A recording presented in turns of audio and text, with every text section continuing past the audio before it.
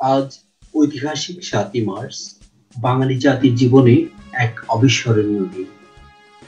এই দিনটি স্মরণে আবৃত্তি করছি কবি নির্মলেন্দু গুণের কবিতা স্বাধীনতা এই শব্দটি কিভাবে আমাদের হলো, এর কিছু অংশ। শত বছরের শত সংগ্রাম শেষে রবীন্দ্রনাথের মতো দীপ্ত পায়ে হেঁটে অতঃপর কবি এসে জনতার মঞ্চে দাঁড়ালেন। তখন পলকে দারুণ ঝলকে তরিতে উঠিল জল, হৃদয়ে লাগিল দোলা, জনসমুদ্রে জাগিল জোয়ার, সকল দুয়ার খোলা। কেরোধে তাহার বস্ত্র কণ্ঠবাণী, গণসূর্যের মঞ্চ কাঁপিয়ে কবি শোনালেন তার অমর কবিতা খানি। প্রত্যেক গ্রামে, প্রত্যেক মহল্লায়, প্রত্যেক ইউনিয়নে, প্রত্যেক সাব ডিভিশনে আওয়ামী লীগের নেতৃত্বে সংগ্রাম পরিষদ গড়ে তোলো এবং তোমাদের যা কিছু আছে তাই নিয়ে প্রস্তুত থাকো। মনে রাখবা, রক্ত যখন দিয়েছি, রক্ত আরো দেব, এই দেশের মানুষকে মুক্ত করে ছাড়বো ইনশাআল্লাহ। এবারে সংগ্রাম আমাদের মুক্তির সংগ্রাম, এবারে সংগ্রাম স্বাধীনতার সংগ্রাম। প্রিয় শিক্ষার্থীবৃন্দ, বঙ্গবন্ধু শেখ মুজিবুর রহমানের ৭ই মার্চের ভাষণ আমাদেরকে আরো উজ্জীবিত করুক এবং আমাদেরকে আরো একতাবদ্ধ হতে সহায়তা করুক। সেই সাথে আমরা যেন সোনার বাংলা বিনির্মাণে একসাথে কাজ করতে পারি। মুজিব শতবর্ষে সেই প্রত্যাশা রেখে শুরু করছি আজকের অনলাইন ক্লাস।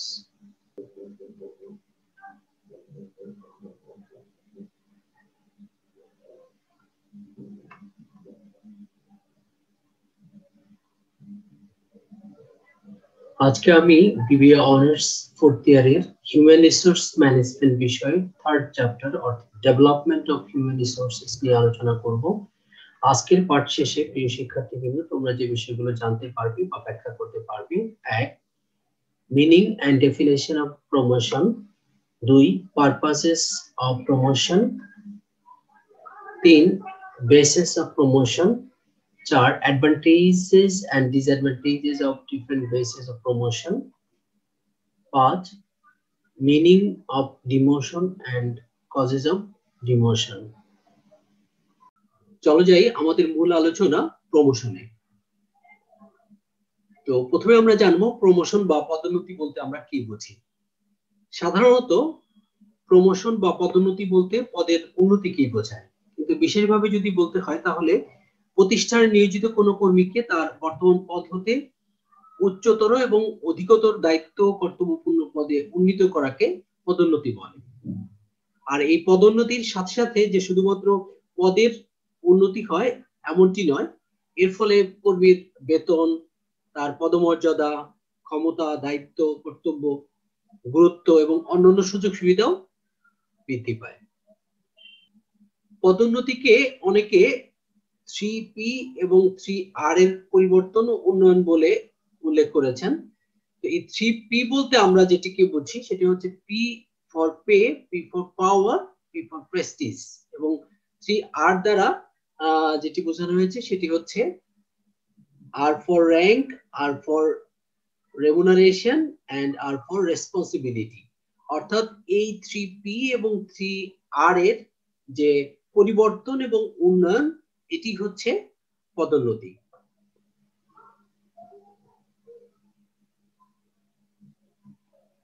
এবার আমরা ডেফিনেশন অফ প্রমোশন অর্থাৎ পদোন্নতির সংজ্ঞা নিয়ে আলোচনা করব।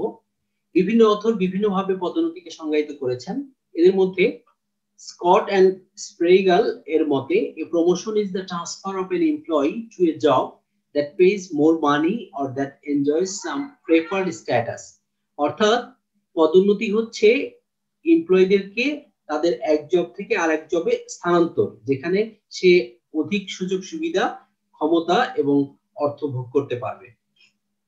According to Edwin B. Flippo, a promotion involves a change from one job to another that is better in terms of status and responsibility. অর্থাৎ পদমর্যাদা ও দায়িত্বের দিক থেকে উচ্চতর এক পদ বা চাকরি থেকে অন্য পদ বা চাকরিতে পরিবর্তনের সাথেই পদোন্নতি সম্পর্কিত। এবার আমরা দেখব পারপাসেস অফ প্রমোশন, অর্থাৎ পদোন্নতির উদ্দেশ্য সমূহ।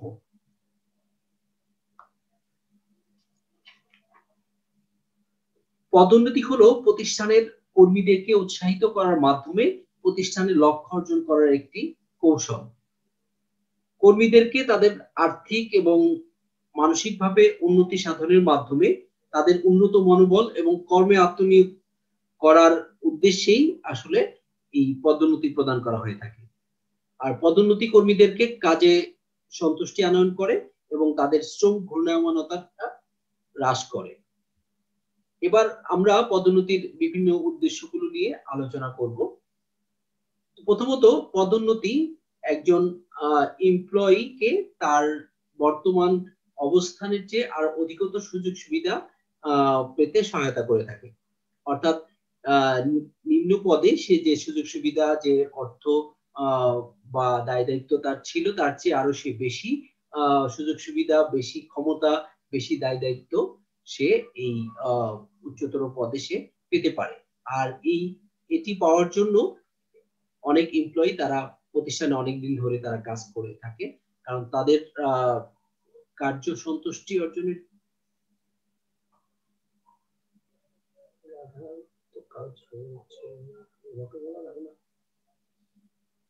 এবার আমরা পারপাসেস অফ প্রমোশন নিয়ে আলোচনা করব।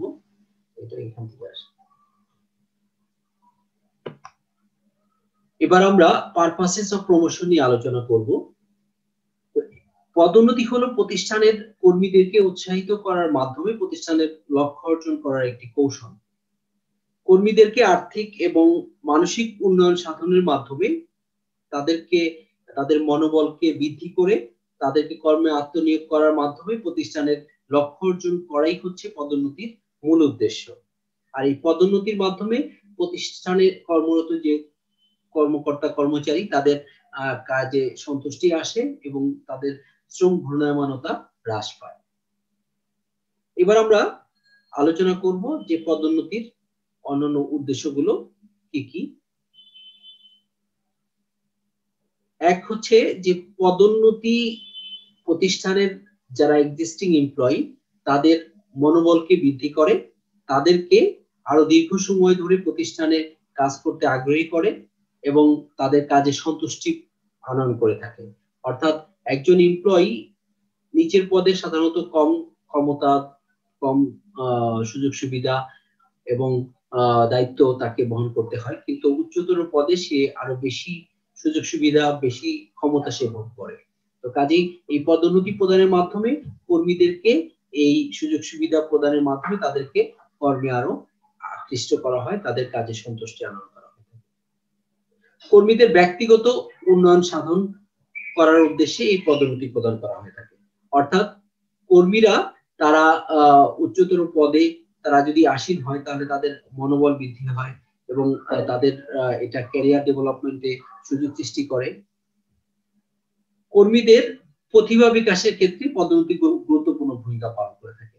অর্থাৎ কর্মীরা নিচের পদে তাদের প্রতিভা বিকাশের যে সুযোগ তারা পায় না, সেটি কিন্তু তারা উচ্চতর পদে তারা অধিক ক্ষমতা এবং অধিক দায়িত্ব, অধিক সুযোগ সুবিধা ভোগ করে। কাজেই তাদের যে সুপ্ত প্রতিভা সেটি কিন্তু সেখানে তারা বিকাশের সুযোগ পায়। তো এই তাদের প্রতিভা বিকাশের সুযোগ করে দেওয়ার জন্য কি করা হয়, এই পদোন্নতি প্রদান করা হয়ে থাকে। এই পদোন্নতির মাধ্যমে কর্মীদের যে কর্মদক্ষতা, সেই কর্মদক্ষতা সেটাকে যেমন বাড়ানো হয়, ঠিক তেমনি তাদের কর্মদক্ষতার সর্বোত্তম ব্যবহার নিশ্চিত করা এই পদোন্নতির উদ্দেশ্য। আর এই পদোন্নতির মাধ্যমে কর্মীদের প্রতিষ্ঠান ত্যাগের হারটা অনেক কমে যায়। অর্থাৎ যখন তারা কাজের প্রতি সন্তুষ্ট থাকে, প্রতিষ্ঠানের প্রতি সন্তুষ্ট থাকে, তখন তারা সাধারণত তাদের ওই প্রতিষ্ঠান ছেড়ে তারা অন্য প্রতিষ্ঠানে যেতে চায় না।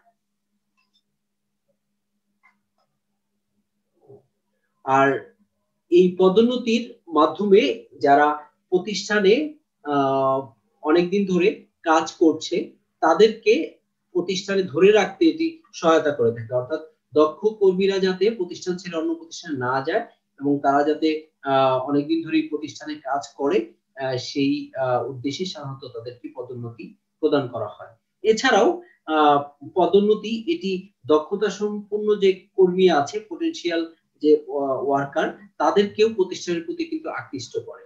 অর্থাৎ অন্যান্য প্রতিষ্ঠানে কর্মরত যে সকল কর্মকর্তা বা কর্মচারী যারা দেখেন যে এই প্রতিষ্ঠানে সুযোগ সুবিধা, তাদের বেতন ভাতা বেশি দেওয়া হয় এবং তাদের পদোন্নতির সুযোগ বেশি আছে, তখন তারা কি করে, তারা তাদের প্রতিষ্ঠান ছেড়ে এই প্রতিষ্ঠানে চলে আসে।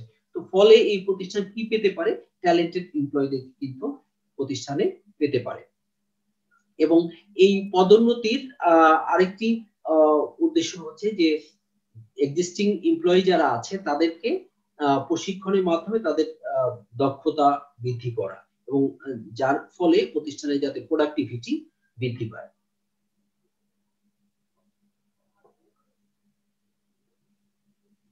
এই পদোন্নতির আরেকটি উদ্দেশ্য হচ্ছে যে এমপ্লয়ীদের মধ্যে একটা সুসম্পর্ক প্রতিষ্ঠা করা, তাদের মধ্যে প্রতিষ্ঠানের প্রতি তাদের মনোবলকে পজিটিভ করা। আর পদোন্নতির মাধ্যমে যেটি হয় সেটি হলো যে প্রতিষ্ঠানের কর্মীদের প্রতিষ্ঠানের প্রতি তাদের ডিভোশন বাড়ে, তারা তখন দেখা যায় যে প্রতিষ্ঠানের প্রয়োজনে তারা প্রতিষ্ঠান যেভাবে বলে সেভাবে তারা কাজ করে, ফলে প্রতিষ্ঠানের প্রোডাক্টিভিটি বাড়ে এবং প্রতিষ্ঠানের উত্তরোত্তর সাফল্য কিন্তু সম্ভব হয়।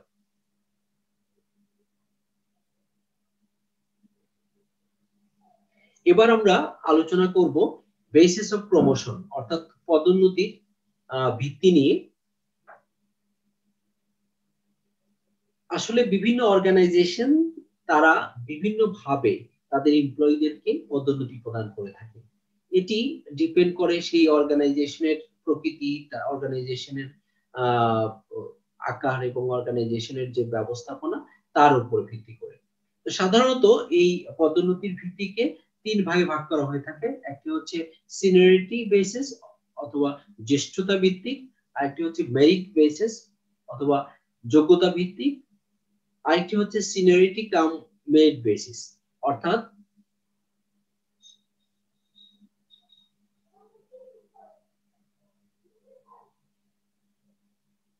জ্যেষ্ঠতা ও দক্ষতা ভিত্তিক, জ্যেষ্ঠতা ও দক্ষতা ভিত্তিক পদোন্নতি। তো প্রথমে আসা যাক সিনিয়রিটি বেসিস পদোন্নতি, অর্থাৎ জ্যেষ্ঠতা ভিত্তিক পদোন্নতি বলতে আমরা কি বুঝি। এটি এমন এক ধরনের পদোন্নতি যার মাধ্যমে সংগঠনে কর্মরত যে সকল কর্মীরা তারা তাদের কাজের যে সময়কাল বা কার্যকাল, চাকরিকালের উপর ভিত্তি করে সাধারণত এই পদ্ধতিতে কি করা হয়, পদোন্নতি প্রদান করা হয়ে থাকে। আর এক্ষেত্রে একজন কর্মীর তার মেধা, যোগ্যতা এগুলোকে দেখা হয় না, শুধুমাত্র তার চাকরিকালকেই গণনা করা হয়ে থাকে। আর মোট চাকরিকালের উপর ভিত্তি করেই সাধারণত এই ধরনের পদোন্নতি প্রদান করা হয়। এক্ষেত্রে যদি দেখা যায় যে একাধিক কর্মীর চাকরিকাল একই হয়, তখন যে কর্মীর বয়স বেশি সেই কর্মীকে অগ্রাধিকার ভিত্তিতে পদোন্নতি প্রদান করা হয়ে থাকে। এই পদ্ধতিতে জ্যেষ্ঠতা নির্ণয়ের ক্ষেত্রে কতগুলো বিষয় বিবেচনা করা হয়ে থাকে। একটি হলো যে কর্মরত সংগঠনে কর্মীর মোট যে কার্যকাল সেটি, সমজাতীয় অন্যান্য প্রতিষ্ঠান সহ মোট কার্যের মেয়াদ, বিভিন্ন প্রতিষ্ঠানে বিভিন্ন পদে কার্যকালীন মোট কার্যের মেয়াদ, বর্তমান পদে মোট কার্যের মেয়াদ, স্থায়ী হিসেবে মোট কর্মকাল, স্থায়ী অস্থায়ী হিসেবে মোট কাজের মেয়াদ, এগুলোকে কনসিডার করেই, বিবেচনা করে তারপর কি করা হয়, পদোন্নতি প্রদান করা হয়ে থাকে। এবার আমরা দেখব যে এই জ্যেষ্ঠতা ভিত্তিক পদোন্নতির কিছু সুবিধা রয়েছে এবং কিছু অসুবিধা রয়েছে। প্রথমে আমরা দেখব যে এই জ্যেষ্ঠতা ভিত্তিক পদোন্নতির সুবিধাগুলো কি। এটি সবচেয়ে সহজ পদ্ধতি, এর মাধ্যমে সহজে কি করা যায়, লেন্থ অফ সার্ভিস এটা কাউন্ট করে তারপর পদোন্নতি দেয়া যায়, যেখানে কোনো ঝামেলা পোহাতে হয় না। আমরা যদি যোগ্যতার ভিত্তিতে পদোন্নতি দিতে চাই তাহলে কিন্তু যোগ্যতার মাপকাঠি নির্ধারণ করতে হবে, তারপরে কি কি মাপকাঠি সেগুলো কিন্তু আবার এলিজিবল কিনা বা আসলে যুক্তিযুক্ত কিনা সেটিও কিন্তু একটি গুরুত্বপূর্ণ বিষয়। কিন্তু সিনিয়রিটির ক্ষেত্রে শুধুমাত্র তার কার্যকাল হিসাব করে কি করা হয়, পদোন্নতি দেওয়া হয়ে থাকে। কাজেই এক্ষেত্রে খুব সহজেই একজন এমপ্লয়ির লেন্থ অফ সার্ভিস এটা কাউন্ট করা যায় এবং সহজে তাকে পদোন্নতি দেয়া যায়। আর এই ক্ষেত্রে দেখা যায় যে যারা এক্সিস্টিং এমপ্লয়ি আছে তাদের মনোবল বৃদ্ধি পায়, তারা যারা অনেকদিন ধরে কাজ করছে প্রতিষ্ঠানে তারা প্রতিষ্ঠানের কে অনেক আপন করে চিন্তা করে যে তারা অনেকদিন কাজ করছে বলেই তাদের পদোন্নতি দেওয়া হয়েছে, কাজেই তারা অনেক সময় দেখা যায় যে ডেভোটেডলি প্রতিষ্ঠানে কাজ করে। এই পদ্ধতির আরেকটি সুবিধা হলো যে এই প্রক্রিয়া সংগঠনের সকলকেই পদোন্নতির অধীনে নিয়ে আসা হয়, অর্থাৎ সবাই কিন্তু তাদের একটি নির্দিষ্ট বয়স সীমা পার হলে তারা কি পেতে পারে, পদোন্নতি পেতে পারে। আর এই পদ্ধতিতে কর্মীদের চাকরির মেয়াদকে এখানে গুরুত্ব সহকারে বিবেচনা করা হয়ে থাকে। আর জ্যেষ্ঠতা ভিত্তিক পদোন্নতির ফলে কর্মীদের মধ্যে আত্মবিশ্বাস সৃষ্টি হয়, যা প্রতিষ্ঠানের প্রতি তাদের হতাশাকে দূর করে থাকে। এই পদ্ধতিতে সবারই পদোন্নতির নিশ্চয়তা থাকে, ফলে শ্রম ঘূর্ণায়মানতা হ্রাস পায়। এবার আমরা আলোচনা করব ডিসঅ্যাডভান্টেজেস অফ সিনিয়রিটি, অর্থাৎ জ্যেষ্ঠতার ভিত্তিতে পদোন্নতি দিলে কি কি অসুবিধা হয়। এক্ষেত্রে সবচেয়ে বড় যে সমস্যা সেটি হচ্ছে যে এক্ষেত্রে যোগ্যতার কোনো মূল্যায়ন কিন্তু করা হয় না, অর্থাৎ একটি নির্দিষ্ট সময় পরে একজন ব্যক্তি যদি কাজ ভালোভাবে নাও করে তারপরেও তার লেন্থ অফ সার্ভিস যেহেতু হয়ে যায় সেহেতু সে পদোন্নতি পেয়ে যায়।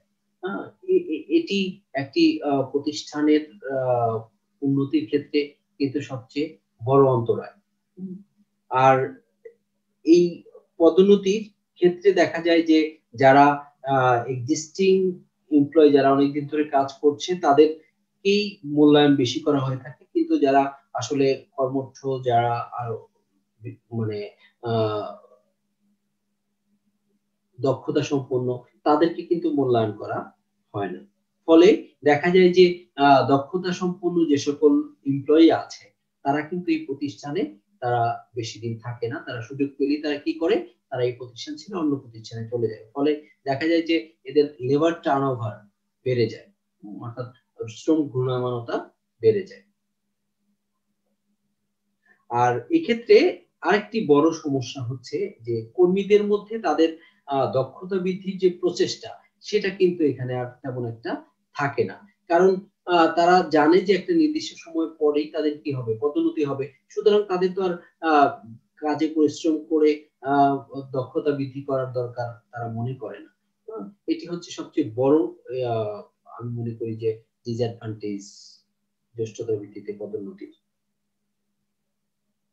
আর এক্ষেত্রে মেধাবীরা, যোগ্যতা সম্পন্ন কর্মীরা তারা নিরুৎসাহিত হয়ে পড়ে এবং পদোন্নতির ক্ষেত্রে দেখা যায় যে শ্রমিক মালিকদের বা শ্রমিকদের মধ্যে যে সম্পর্ক, সেই শ্রম সম্পর্কটা এটা বিনষ্ট হয়, কারণ এখানে দেখা যায় যে যোগ্যতা সম্পন্ন যে সকল কর্মী আছে যাদের চাকরির বয়স কম কিন্তু তারা যোগ্য, এবং যারা অনেকদিন ধরে চাকরি করছে যাদের চাকরির বয়স বেশি, এই দুইটি গ্রুপের অর্গানাইজেশন বিভক্ত হয়ে যায়। ফলে দেখা যায় যে অর্গানাইজেশনে বিভিন্ন সময় বিভিন্ন ধরনের ক্রাইসিস তৈরি হয়, বিভিন্ন ধরনের শ্রম সম্পর্ক বিনষ্টমূলক যে কাজগুলো আছে সেগুলো। এ পদ্ধতিতে সংগঠনের অনুগত ও বিশ্বস্ত কর্মীরা হতাশাগ্রস্ত হয়ে পড়ে, ফলে তাদের কাজের প্রতি আগ্রহ এবং একগ্রতা নষ্ট হয়ে যায়। এবার আমরা দেখব merit as a basis of promotion, অর্থাৎ যোগ্যতা ভিত্তিক পদোন্নতি। যখন পদোন্নতি প্রদানের ক্ষেত্রে যোগ্যতা এবং দক্ষতাকে ভিত্তি হিসেবে ব্যবহার করা হয়ে থাকে তখন আমরা সেটিকে যোগ্যতা ভিত্তিক পদোন্নতি বলে থাকি। এই পদ্ধতিতে কর্মীদের কার্যকালকে আসলে গণনা করা হয় না, শুধুমাত্র কর্মীদের দক্ষতা, তাদের যোগ্যতা, তাদের মেধার মূল্যায়ন করা হয়। আর এই পদ্ধতি অনুসরণ করা হলে যারা প্রতিষ্ঠানে দক্ষ, যারা কাজে আগ্রহী, তাদের মনোবল বৃদ্ধি পায় এবং এই পদ্ধতিতে পদোন্নতি প্রদানের জন্য এই দক্ষতা এবং যোগ্যতা নিরূপণ একটি গুরুত্বপূর্ণ বিষয়। এক্ষেত্রে যে বিষয়গুলো আসলে দেখা হয় সেটি হচ্ছে যে কর্মীর শিক্ষাগত যোগ্যতা, কর্মীর শারীরিক ও মানসিক সুস্থতা, সাংগঠনিক ক্ষমতা, তার সততা ও আত্মসচেতনতা কেমন সেটি, কর্তব্যের প্রতি দায়িত্ব আনুগত্য তার কেমন, সময় সম্পর্কে তার সচেতনতা বা বুদ্ধিমত্তা কতটুকু আছে, এই যে এই বিষয়গুলোর উপর ভিত্তি করে তারপর একজন ব্যক্তিকে দক্ষ বা যোগ্য হিসেবে মূল্যায়ন করা হয়ে থাকে। যোগ্যতা ভিত্তিক যে পদোন্নতি এরও কিন্তু কিছু সুবিধা আছে, কিছু অসুবিধা আছে। তো আমরা প্রথমে দেখব যে এই যোগ্যতা ভিত্তিক পদোন্নতির সুবিধা কি। এই পদ্ধতিটি আসলে একটি যুক্তিযুক্ত পদ্ধতি হিসেবে বিবেচনা করা হয়ে থাকে। এই পদ্ধতির অন্যতম সুবিধা হচ্ছে যে এখানে দক্ষ কর্মীদেরকে বেশি মূল্যায়ন করা হয়ে থাকে। আর এই পদ্ধতিতে কর্মরত যে মেধাবী এবং দক্ষ কর্মী তারা তাদের কাজে আরো উৎসাহিত হয়, অনুপ্রাণিত হয় এবং যারা অলস কর্মী তারাও কিন্তু নিজেদেরকে চেষ্টা করে যে তারা নিজেদেরকে কিভাবে নিজেদের দক্ষতা বৃদ্ধি করবে। এই জন্য দেখা যায় যে তাদের মধ্যেও দক্ষতা বৃদ্ধির একটা প্রচেষ্টা কাজ করে। আর এই পদ্ধতিতে পদোন্নতি নিজেদের মধ্যে একটি কম্পিটিশন অর্থাৎ প্রতিযোগিতামূলক একটি মনোভাব তৈরি করে যে কে কিভাবে কাজের মাধ্যমে দক্ষতা অর্জনের মাধ্যমে সে আগে প্রমোশন পাবে। এই জন্য দেখা যায় যে প্রতিষ্ঠানের প্রোডাক্টিভিটি বাড়ে, প্রতিষ্ঠানের উদ্দেশ্য অর্জনে এটি সহায়ক ভূমিকা পালন করে থাকে। আর এই পদ্ধতি প্রয়োগ করা হলে সংগঠনের স্থবিরতা বা গতানুগতিক ধারার বদলে একটি গতিশীলতা চালু হয়, অর্থাৎ আগের যে ধ্যান ধারণা সেটি কিন্তু আর থাকে না, নতুন ধ্যান ধারণা, নতুন চিন্তায় প্রতিষ্ঠান পরিচালিত হয়ে থাকে। এবার আমরা ডিসঅ্যাডভান্টেজেস অফ মেরিট অর্থাৎ যোগ্যতা ভিত্তিক পদোন্নতির অসুবিধাগুলো কি সেটি নিয়ে আলোচনা করব। এই যোগ্যতা ভিত্তিক পদোন্নতির অন্যতম প্রধান সমস্যা যেটি সেটি হচ্ছে যে এই যোগ্যতার মাপকাঠি নির্ধারণ করা। যে আসলে এই যে একটু আগে আমরা যে বিষয়গুলো তোমাদেরকে বললাম যে যোগ্যতার মাপকাঠিগুলো কি ধরনের হতে পারে, যেমন তার শিক্ষাগত যোগ্যতা, শারীরিক ও মানসিক সুস্থতা, তার সাংগঠনিক ক্ষমতা কেমন, সততা বা তার আত্মসচেতনতা কতটুকু আছে, কর্তব্যের প্রতি সে কতটুকু দায়িত্বশীল। এখন কথা হচ্ছে যে এগুলোকে কোনটাকে কতটুকু রেটিং করে তারপর টোটাল রেটিংটা নির্ধারণ করা হবে, মেরিটটা নির্ধারণ করা হবে, সেটি কিন্তু একটি ডিফিকাল্ট টাস্ক।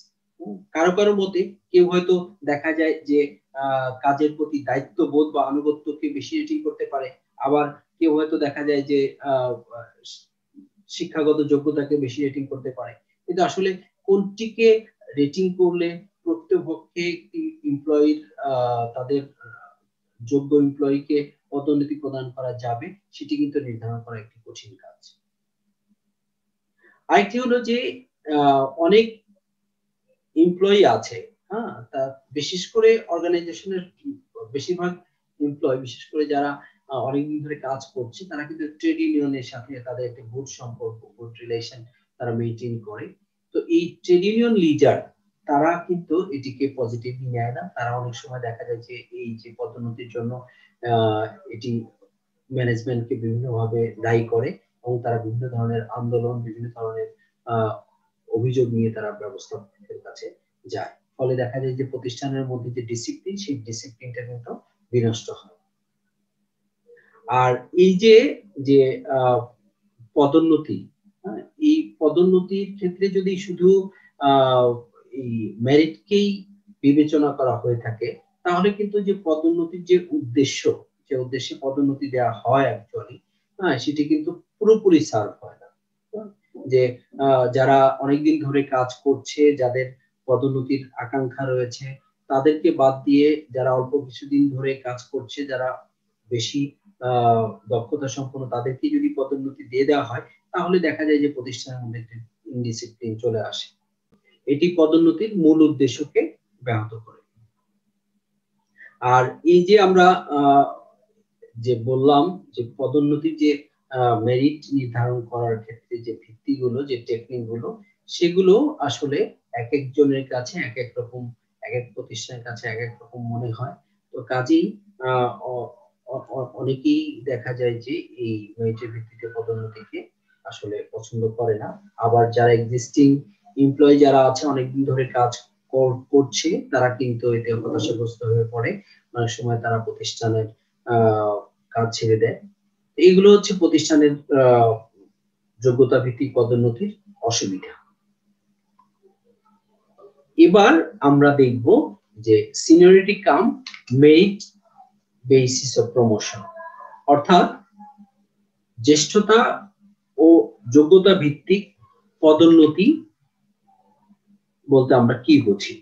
যখন পদোন্নতির ক্ষেত্রে যোগ্যতা এবং জ্যেষ্ঠতা দুটি যখন বিবেচনা করা হয়, তখন সেই পদোন্নতিকে জ্যেষ্ঠতা ও যোগ্যতা ভিত্তিক পদোন্নতি বলা হয়ে থাকে। অর্থাৎ এই পদোন্নতিতে শুধু জ্যেষ্ঠতা বা শুধু যোগ্যতাকে ভিত্তি হিসেবে ধরা হয় না, এক্ষেত্রে দুটিকেই পদোন্নতির ভিত্তি হিসেবে গণ্য করা হয়ে থাকে। এই পদ্ধতিতে পদোন্নতি প্রদান করা হলে জ্যেষ্ঠতা ভিত্তিক পদোন্নতি এবং যোগ্যতা ভিত্তিক পদোন্নতির ক্ষেত্রে যে সমস্যাগুলো আমরা দেখলাম একটু আগে, সেগুলো কিন্তু সহজে সমাধান করা সম্ভব হয়। তো এই পদ্ধতির পদোন্নতির প্রদানের ক্ষেত্রে কিন্তু কিছু সুবিধা, কিছু অসুবিধা আছে।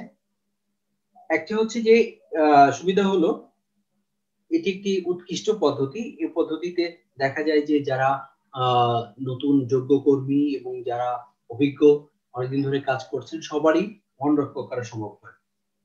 আর এই পদ্ধতিতে প্রতিষ্ঠানের সার্বিক উন্নতি সাধিত হয়, কারণ প্রতিষ্ঠানের প্রোডাক্টিভিটি বাড়ে এবং প্রতিষ্ঠানের উদ্দেশ্য অর্জন করা সম্ভব হয়। আর এই পদ্ধতিটি একটি প্রেরণা এবং কর্মপ্রেরণা বৃদ্ধিমূলক একটি পদ্ধতি। এই পদ্ধতির মাধ্যমে দেখা যায় যে প্রতিষ্ঠানের মধ্যে যে স্থিতিশীলতা এবং গতিশীলতা আনয়ন করা সম্ভবপর হয় এবং প্রতিষ্ঠানের যে ডিসিপ্লিন, সেটিও কিন্তু মেনটেন করা সম্ভবপর হয়। আর এক্ষেত্রে অসুবিধা হচ্ছে যে এই জ্যেষ্ঠতা এবং যোগ্যতা, এই দুটিকে সমন্বয় করার কাজটি, অর্থাৎ জ্যেষ্ঠতা অর্থাৎ কতটুকু বয়সকে বেস হিসেবে ধরা হবে বা সেই ক্ষেত্রে কি ধরনের যোগ্যতা থাকবে, যোগ্যতার মাপকাঠি কি হবে, এটাকে সমন্বয়ের একটি বড় সমস্যা এখানে দেখা যায়। আর এই পদ্ধতিটি অনেকের কাছে আবার এটি বোধগম্য না, অনেকে এটিকে বুঝতেও আসলে সমস্যা হয় যে কি করলে কিভাবে কত বছর বয়সে তারা পদোন্নতি পেতে পারে, এই বিষয়ে তাদের মধ্যে একটি অস্পষ্টতা থেকে যায়। এবার আমরা ডিমোশন অর্থাৎ পদাবনতি নিয়ে আলোচনা করব। প্রথমে আসি যে আসলে পদাবনতি বলতে আমরা কি বুঝি। সংগঠনে কর্মরত কোনো কর্মীকে যখন তার বর্তমান পদ থেকে আরো নিচু পদে বদলি বা পদায়ন করা হয়ে থাকে, তখন তাকে পদাবনতি বলা হয়। এক কথায় বলা যায় যে বর্তমান পদ থেকে তার নিচের পদে পদায়ন করাকেই পদাবনতি বলা হয়। আসলে এই পদাবনতি হচ্ছে একটি শাস্তিমূলক ব্যবস্থা, অর্থাৎ কোনো কর্মকর্তা বা কর্মচারী প্রতিষ্ঠানের দিক নির্দেশনা যদি অনুসরণ না করে অথবা প্রতিষ্ঠানের সাথে কোনো ধরনের কোনো শৃঙ্খলা ভঙ্গের কোনো কাজ করে, তাহলে সেই ক্ষেত্রে তাকে কি করা হয়, উচ্চতর পদ থেকে নিম্ন পদে তাকে পদাবনতি করা হয়ে থাকে। পদোন্নতি সম্পর্কে ডেল ইয়োডার বলেন যে demotion is a shift to a position in which responsibilities are decreased. অর্থাৎ পদোন্নতি হচ্ছে যে একটা পজিশন এবং তার দায় দায়িত্বকে হ্রাস করা। প্রমোশনের মাধ্যমে promotion is in a sense an increase in rank and demotion is decrease in rank। অর্থাৎ প্রমোশনের মাধ্যমে র‍্যাঙ্কের উন্নতি ঘটে কিন্তু ডিমোশনের মাধ্যমে র‍্যাঙ্কের অবনতি ঘটে, অর্থাৎ র‍্যাঙ্ক নিচে নেমে যায়। এবার আমরা কজেস অফ ডিমোশন নিয়ে আলোচনা করব, অর্থাৎ পদোন্নতির কারণ নিয়ে আলোচনা করব। তো পদোন্নতি বিভিন্ন কারণে হয়ে থাকে। একটি প্রতিষ্ঠানের